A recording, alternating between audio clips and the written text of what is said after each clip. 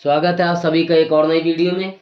इस वीडियो में हम आपको प्रार्थना पत्र लिखने का तरीका बताने वाले हैं, जो कि आपका 18 फरवरी को प्रार्थना पत्र यही वाला आएगा जो हम लिखा रहे हैं। ठीक है, तो आप लोग बहुत अच्छे से कॉपी में लिखें और उसे तैयार करें।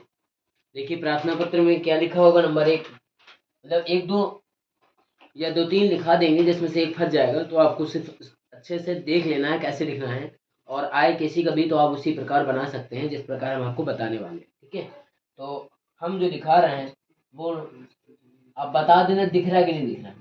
नगर में अतिक्रमण,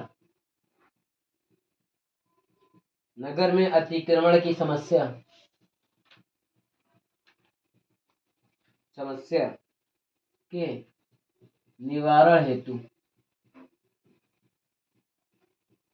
निवारण हेतु महापौर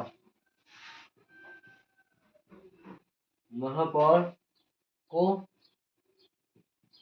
पत्र लिखिए। बताइए लिख लेंगे? बताइए लिख लेंगे? नगर निगम में अतिक्रमण की समस्या के निवारण हेतु महापौर को प्रार्थना पत्र लिखना है। ठीक है, यानी जो आपका नगर निगम है, जैसे नगर निगम है अपने बांधा में है नगर पालिका, इस पे आपको लिखना है कि वहाँ अतिक्रमण है और आपको समस्या है, तो आप उसका निवारण कैसे करेंगे, तो हम आपको बताते हैं। देखिए, परीक्षा भवन मेरठ, दिनांक 18 जून 2000 कुछ भी। फिर उसके बाद लिखा जाएगा सेवा में महापौर महोदय नगर निगम मेरठ या कानपुर, कुछ भी लिख दीजिए। फिर इसके बाद विषय आपको लिखना पड़ेगा। क्या आपका विषय है? विषय है अतिक्रमण हटाने के संबंध में।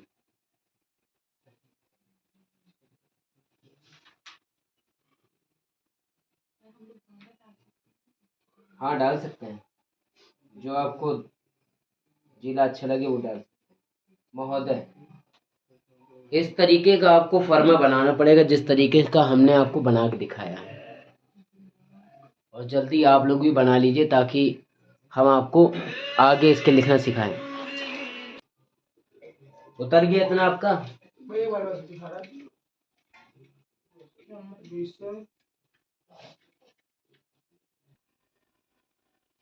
फिर उसके बाद इस तरीके से लिखना है, उसके नीचे जो लिखा था महोदय, उसके बाद लिखना है इस पत्र के माध्यम से मैं आपका ध्यान अपने क्षेत्र में होने वाले अतिक्रमण की ओर आकर्षित करना चाहता हूँ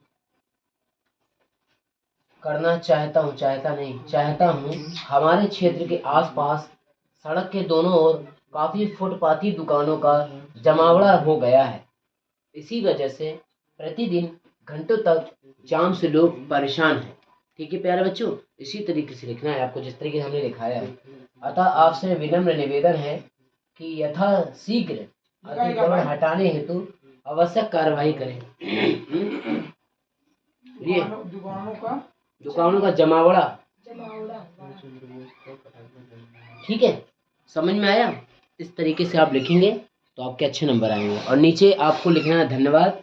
अब भावदी में अपना नाम नहीं लिखना है, का खा गा लिखना है। ठीक है, नहीं समझ में आई कि नहीं आई? अगर आ गई तो जल्दी से उतारो फटाक से।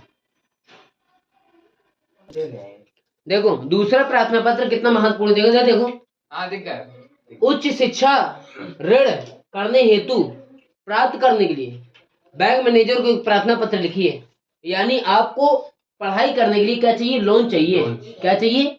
आपको पता होना चाहिए पढ़ाई के लिए भी लोन मिलता है, बिजनेस के लिए यानी व्यापार के लिए भी लोन मिलता है, और घर के लिए लोन मिलता है। सभी चीजों के लिए लोन बैंक देती है, लेकिन उसकी समय अवधि होती है, आपको कब तक उसे चुकाना होगा।